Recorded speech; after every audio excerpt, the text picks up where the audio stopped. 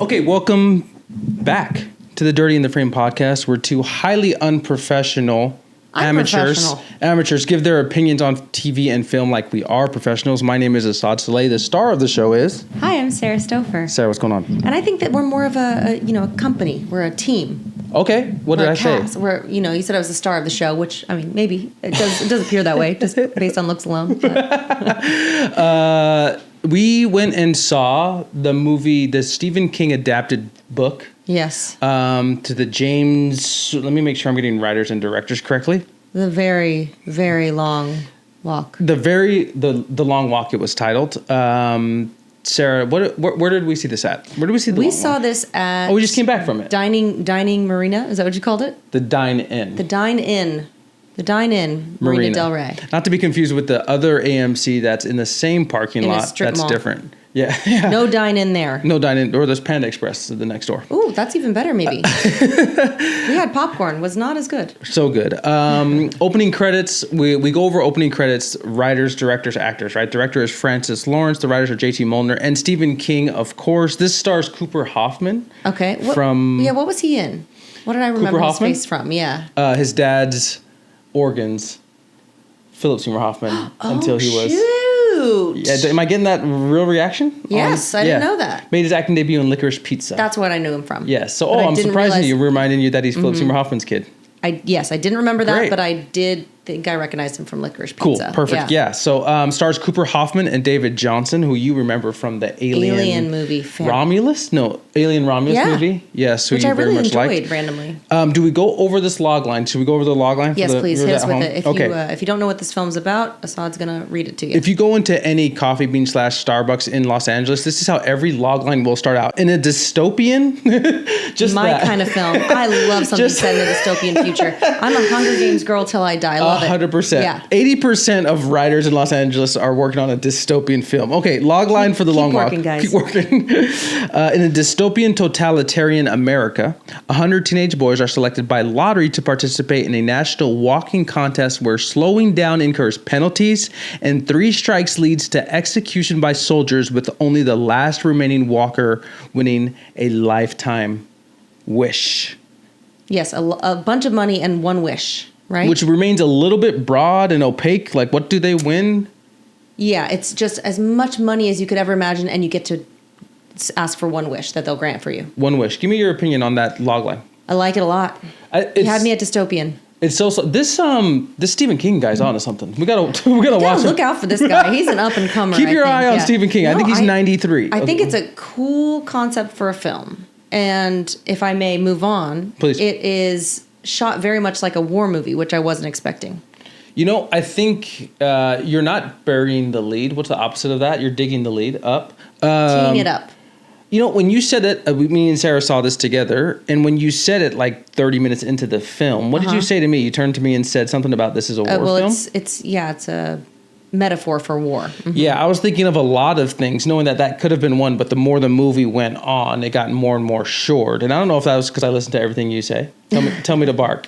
Did you bark? No. Okay, bark. Did you not get it when they handed out the dog tags to the boys? Was that not the glaring reminder? It hit me a little slower, but as the movie went on, there was multiple instances that's like, oh, this is definitely... And I don't know if the Stephen King book was the same, because I don't read. I'm not a nerd. I get chicks, first of all. What kind of chicks you getting? Ones that don't appreciate guys that read books all day. First of all, dumb chicks, but you said that to me, and ever since then, the rest of the movie, the rest of the hour and 20 minutes of the movie, I was finding all of it, connecting the dots to war movie. Give me your initial thoughts on the film. Oh, I haven't. We don't share this. We haven't shared it, so I'm exciting to hear what. We said. On the drive home. Silence on the drive home, and we just set up and potted. So you guys are all getting our reactions at the same time we are. So at Thanksgiving when mom says something like Kirk to your dad, and everyone's like. And then later, you guys, you and your brothers go to your room and you talk about it. What were they talking about? That's the energy we rode home with. So I guess I'd say I liked it better than I thought I was going to like it. Really interesting concept, kind of decently shot. There were some beautiful shots. It was very much shot like a war, like kids marching. It felt like the Vietnam War to me. I don't know why. Yeah, I liked it okay. What'd you think about it? First of all, I'm with you on the log line and the premise of it's such a great idea for a book. It's such a great idea for a movie. Ever since like I've learned a little bit more about pitching movies and pitching projects, that's such a great idea. It just sounds so good on paper. It's a walking contest where everyone dies. If you slow down, one person wins. You know, and if you like have heard anything about like old Hollywood, it's like whenever you're pitching a film or TV, it's got to be a short sentence that intrigues you immediately. Right. And that to me is like, oh, I'd watch that. Even in the trailers, I was like, oh, I would watch that. And easy to shoot. Very Can't be easy that big to of shoot. a budget. In terms of like behind the camera, me and Sarah had a little bit of communication, been like, it's got to be tough to shoot this as the actors who are continually walking for maybe 3 to 5 months. Yeah. You know? But cheap to shoot. You know what I mean? Cheap like to you're shoot. just shooting out in the middle of nowhere, not a ton of extras. Yeah. You got this young kids in a cast. Yeah. A lot of men in it for me. Too many men for my taste. The only woman was a mom and maybe one soldier that was doming people. Yeah. Ding, ding, ding, ding. Not my favorite. Not my favorite. Too much testosterone for Sarah's taste. Yes. You asked me how much is too much. You asked More me what than I two. think about it. You know what? I would say usually when a premise like this happens in a film and I go see it and it's not been marketed crazy amount, Yeah. the premise only lasts like 20 minutes of interest and then I'm like, oh, should I go get some more junior mints? And you did. I did. Raisinets. Sorry, no free ads. But to me, I thought there was, I mean, in terms of how the movie propelled forward when it's a really simple plot, which like keep walking forward. Right. It was really effective. Yeah. It did drive. I didn't feel bored too much. And the parts, no spoilers as of right now, the parts where the kids get in trouble for not walking the mandatory 3 miles per hour, no matter who you like in terms of the characters, there's a bunch of different characters, it is very effective. And you're like, please start walking faster. That's a really good point. It really was effective. Tense up. So it does build tension with not doing too much. Not doing too much. It's simple. It's like a great like premise. And then early on, when you know the premise, because it takes 2 minutes to understand the premise, what happened to me, and I should sum up my thoughts, but like what kind of caught me off guard is I rarely go into a movie now that I'm adult worrying about if it's PG-13 or R-rated. Ooh. This one caught me off guard. I didn't know it was this R-rated. It was like capital R. Yeah. And I'm getting a little soft in my old age, but I was like, in the first, someone passes away. If someone gets like shot really quick, and I'm like, whoa, that's graphic. I was going to say that was in my notes, was like the first person gets killed before they even show the title card. Can I time out for a second? Can you give me a quick 30 seconds on how do you feel about a movie that's going on for 30 minutes and then it starts the title Well, card? not to jump ahead, but our next movie that we're going to also review did the same thing. I was Same like, thing. oh, have we been watching this for an hour and we're just now getting the title card? Like, That's a weird pet peeve of mine. Where Yeah, I'm like, I don't oh shit, care. we've been in this for a while. it makes me feel confused. Yeah, like, You was know? that just the intro? Was that the first episode? Is it? Well, not today, but at the other movie, I did feel like, oh, have we been sitting here for less time than it's felt like? And if Yeah. it's going by this slow, this does not bode well for the movie. And then you realize, oh, it's been going for 30 minutes. 100%. You know what the cousin of that is that kind of throws me for a loop that I don't appreciate when a movie's going on. It's like chapter 1. I'm like, oh. It feels like it slows the movie down because I'm like, okay, when's the next chapter? And when, 100%. how many chapters are there? It kind of takes you out of it a little bit. You But start thinking about that. I will say I was, when I go see movies nowadays, because there's such a steep drop off in quality, I won't get on my soapbox. I was into the movie about an hour and change, and I was like, this is still a good film to me. I was like, it's Yeah. really effective. I think the performances are really good, and I will get into the third act a little bit later, which I think kind of got a little rickety, and they're like, let's sum this up really quickly. But in terms of being in a movie theater for 2 hours, I'm like, hey, you got me for 90% of this film. Yeah, it was surprisingly entertaining.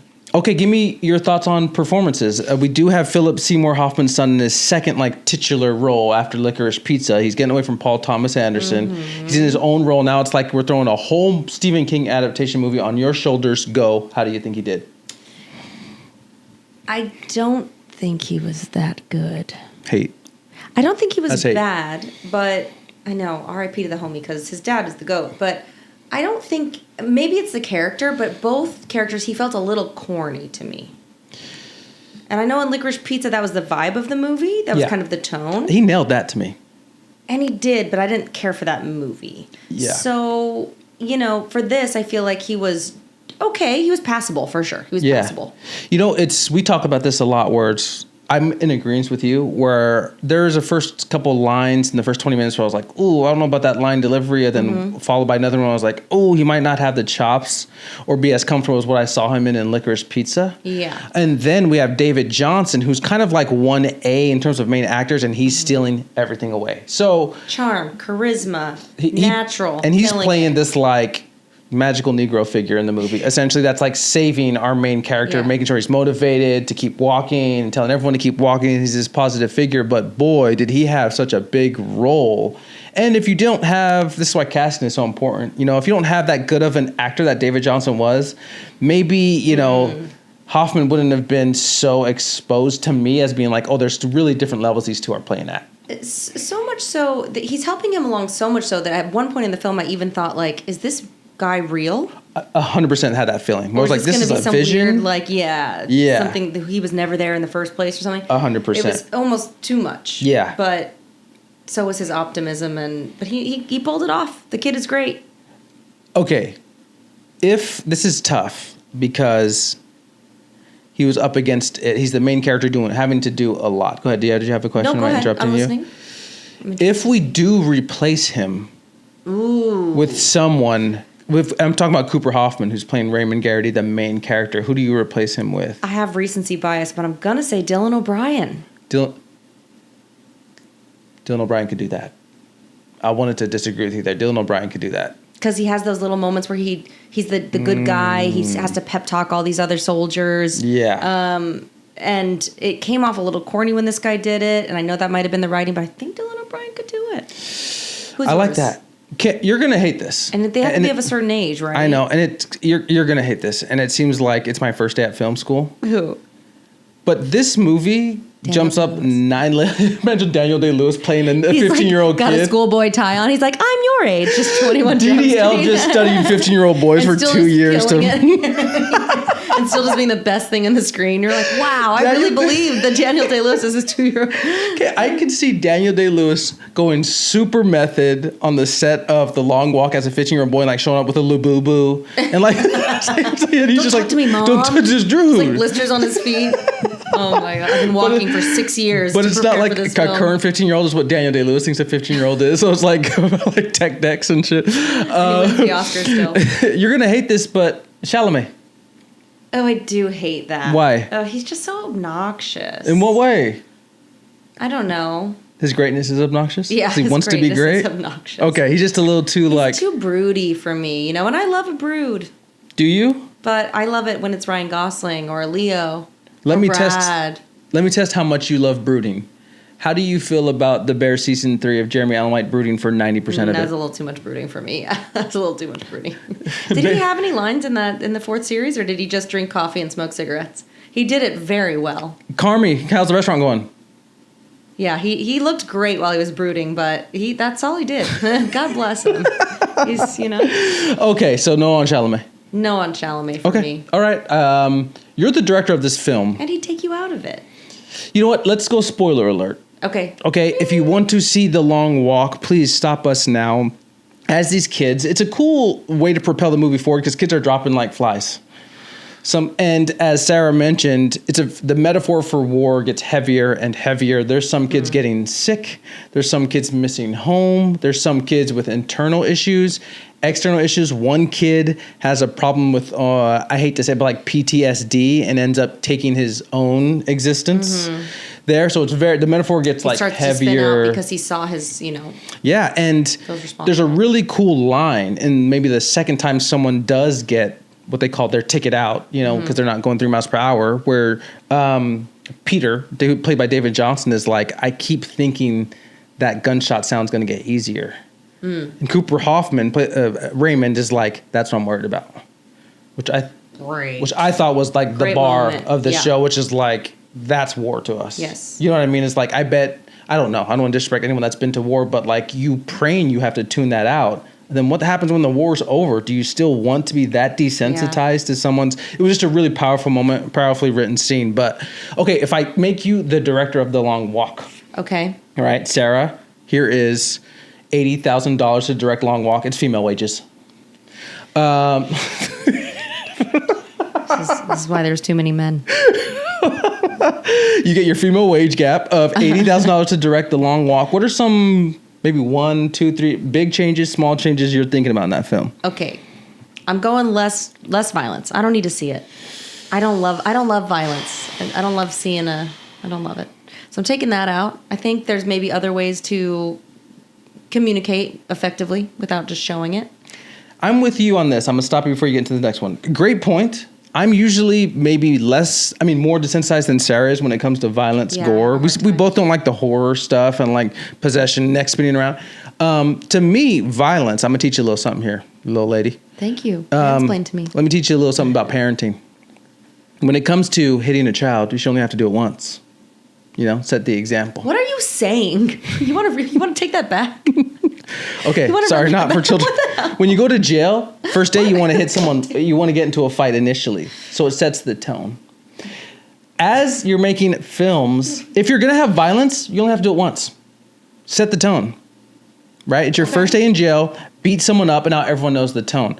The Long Walk kept setting the tone every 6 to 7 minutes. I'm like, we don't have to see that many headshots over and over again. You set the tone in the beginning, and then you're like, oh, this is serious. But I say all that to like tell you how to be a better parent, and two, so much. From one non-parent to another. Yeah, and two, to say I agree with you 100%. For someone that's even more desensitized to use, I was like, this is a lot, fam. Yeah, this was a real choice. It's not my favorite, but I get it. I get violence is real, war is real, people die. Sure.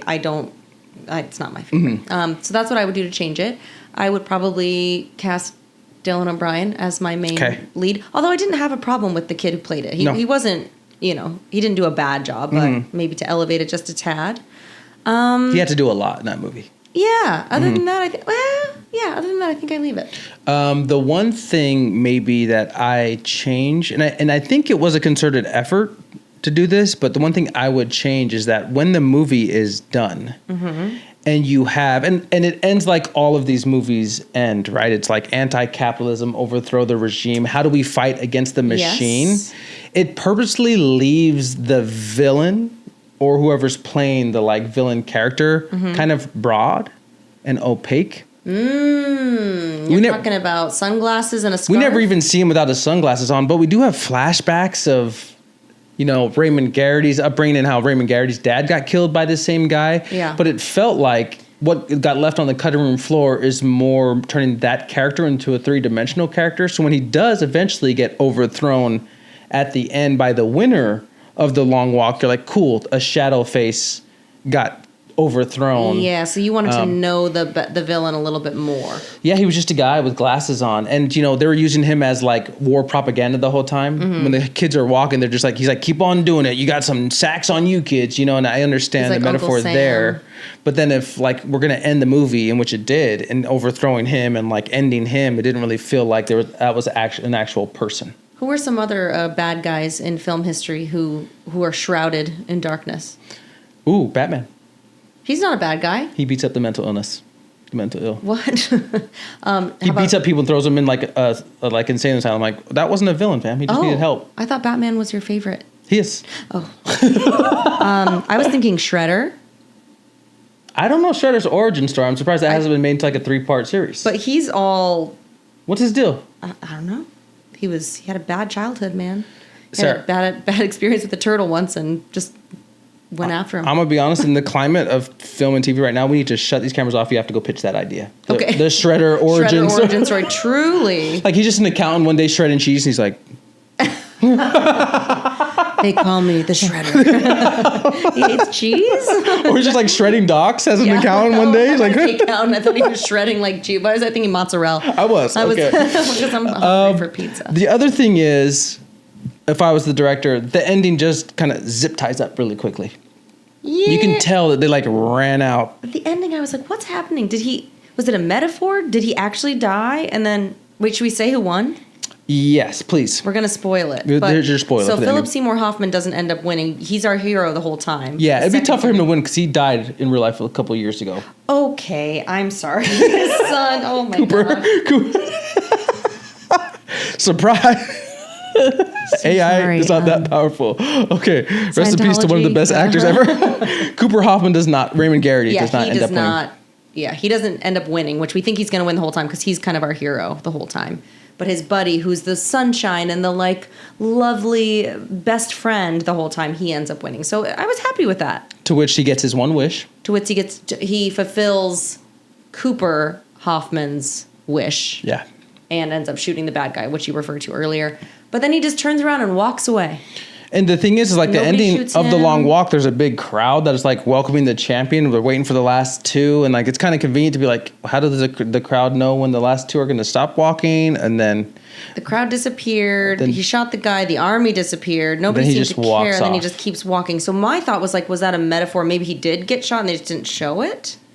But that's I don't a stretch. think so. Then the reality, without going like behind the curtain too much, I'm like, I think this might have been a budgeting thing where like they had to wrap this up. I call it's a professional term that us professionals use in the biz. Oh, okay. Please explain to me. It's called Game of Thronesing. You just wrap it up quick. There's a Starbucks cup in the background. Don't worry Who about cares, it. Just man? keep rolling. We don't have time. It's art, bro. Out of money. Yeah, so the ending did kind of wrap up very, very quickly. And that's what happens when you don't have a three-dimensional villain, I think. Okay, I've got a question for you. Please, fire away. Excuse me. I have a question. Could you walk 300 plus miles at 3.0 on the treadmill straight with no sleep and just whatever, no stopping? It's a great question, and they answered some of these concerns that I would have. There's like, how do you urinate? How do you do number 2? Oh, they answered that too many times. Yeah. What happens if you're like getting in your backpack? What happens if you trip? What happens if you have an injury? I can Shoelace? profoundly say I'm not getting into triple digits. Absolutely not. Maybe with a gun pointed to my head. But as both of us are kind of runners, we're both treadmill people. Yeah. You are kind of just thinking of like, I just got to keep this 3 miles per hour up. I mean, ours is like probably 6 or 7, you know? Yeah, for 3 miles. And then I'm donezo. Yeah. I'm out of there. How far are you getting? Ooh, okay. I have a real fear of doing the number 2 in front of people. Does everyone have that fear? Some people like it. I'm be honest. So I remember miles it was. Real fear of that, huh? And my dumb ass would be like, I had like a Gorditos Nocho tacos before. It was like last Loda. meal, yeah, carbo load. You got a carbo load. 4 miles in, I'm like, oh. Oh man. So I'm not making it into double digits. I don't think. No, absolutely not. What shoes are you using? The Ultra Boost. These Ultra Boost. So no ads. Okay, that's your Ultras. What are you wearing? On Clouds? Hokas? Yeah, I'll Hokas. probably do some Hokas. Yeah. You look so dumb walking. And some Lulus, probably catsuit Lulus. Aloe or something. Top to bottom, tip to tail. Sponsored. Okay, who won this movie? The writing, the directing, the acting, or the casting as a whole? For you. It's tough. You know, this one's tough, but I'm going to say the writing of this film won. Oh, interesting. Yeah. And I'm talking about, yes, the lines that were written and the adaptation of the book to make it a movie that didn't feel. Now, I don't know if it's like a trend in film or a trend in my ADD where I'm like, when we're motoring towards the third act, I'm always kind of like, okay, we're on mile 900 a little bit, you know? So this movie faces a little bit of that. But in terms of the writing, of the situational writing, and then getting to know the other people that you know are probably going to die later, they actually gave you enough of those people to make you feel something when they passed away. You know, Ben Wang plays this guy who's like a smart-mouthed teenager who's always saying crazy shit. He's a little annoying. He's annoying. Time, yeah. And then the beauty in things like that in group movies, when people are getting picked off one by one, is like it makes you flip the way you feel about someone when they're in danger. And that happened with a couple of characters in this. Yeah. And I thought writing lines were great, but the situational writing really, I thought, like made it a little bit more three-dimensional for me. How about you? I think that's a good answer. I think I was between more directing and acting because I really liked the main kid who ended up winning the whole David thing. Johnson was David phenomenal Johnson. in this. Just such a good actor in general. I think he's fantastic. But I think I'm going to go directing. That would be that's what I was kind of. I think it looked visually, it was appealing enough to watch the whole time. I think the tone was really even across the people. Like you said, it kind of like built those moments of anticipation and like anxiety. So I think that it's got to go directing for me. The cast as a whole was Yeah. you know? Yeah. There's a couple of the side characters that I was like, you could have cast somebody more exciting in these roles, but Not to shit on anybody. They all did a good job. All It's right. I will say before we move on, it's always so tough when you have just like one bright shining star. Usually that can elevate the cast, or it can make it look like this guy's in a makes different everybody movie. else look bad. Yeah. David Johnson's fantastic. David Johnson's really fantastic in it. Our rating system that we should explain for the people. It's a Yes. new rating system. I Do you love want to it. explain it or should I? I'll explain. Go nuts, So we've got four options to choose from. Yes. So the number one as the best film in the world would be a premiere, which means you're buying the ticket to go to the premiere. You're paying getting a premium dress? price. You're getting ready. A suit? Your hair and makeup. You're No doing soft the whole pants? thing. Yeah, Slacks. no soft pants. Real waistbands required. So that's premiere. Then we got matinee. So you're getting a discount ticket. You're going to the local AMC. Still you're gotta going see to it. the Regal. But you're going to the movies. You know, you're getting a babysitter. You're getting your popcorn. You're spending money. You're going to see this in the theater on the big screen. Number three would be stream it. Just wait till it comes to your living room. You're using Sarah's login. You've got your cousin's login. Just Sarah exclamation point 23, by the way. why are you just telling everybody my Netflix.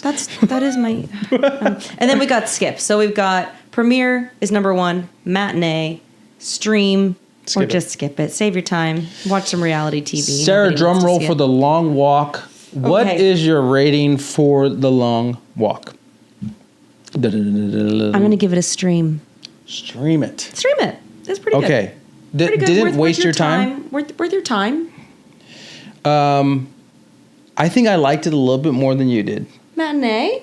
So I'm going to say it's a matinee. I think like it's a that. strong matinee, And actually. here is my one argument in your favor against Mm-hmm. my own is that I don't know if I would sit and watch this movie on my couch. Great point. It's not You know what it's not I a great mean? time It's not a great time. because it's tough It's subject just- matter, Yeah. Yeah. you know? So maybe matinee is the way to go, but I'd say as a ranking, I'm going to give you a stream. Okay. And before we get into our last category, which is trailer trash, which I'm very excited to talk to you about, just as a sidebar, do you think we're going to have more of this Hunger Games ripple effect and we're going to have these dystopian children movies fighting against the big capitalistic monster? I do. And how do you feel about them in general? I like the movies a lot. I think You didn't see Maze Runner. Stop lying to people. I read the books and No shit. yeah, and I saw. Oh, are you one of the book was better people? Oh yeah.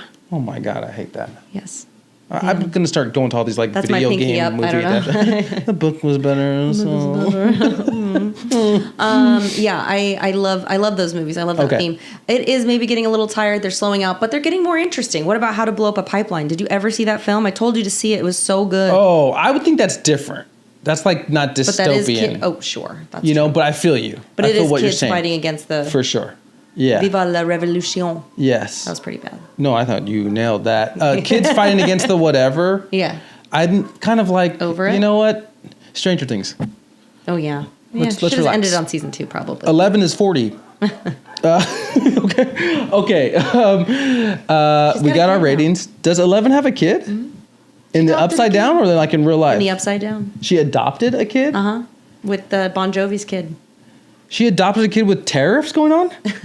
It better have been a domestic kid. Yeah, It better have been a U.S. I don't know how they shipped it here, but Sarah, what was Trailer what are the trash. trailers that we got here? I don't want to go through all of them unless you want to go through all of them. I like what you like. anything interesting in our trailer Just trash? thoughts. I got notes. Okay, I'll go first if you need time. Yeah, go.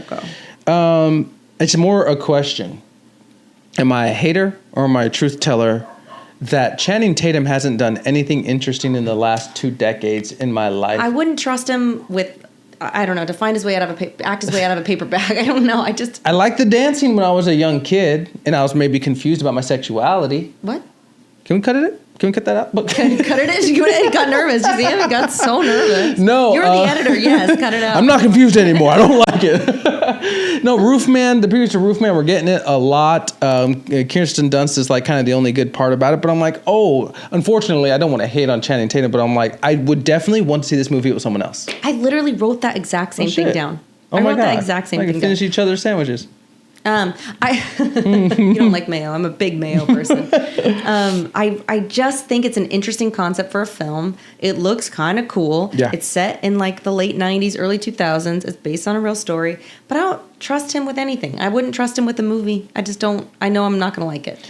Didn't he do 9 Magic Mikes with Salma Hayek? Did you trust him with Do that? you say Hayek? Well, yeah, I'm Hispanic. Don't do that.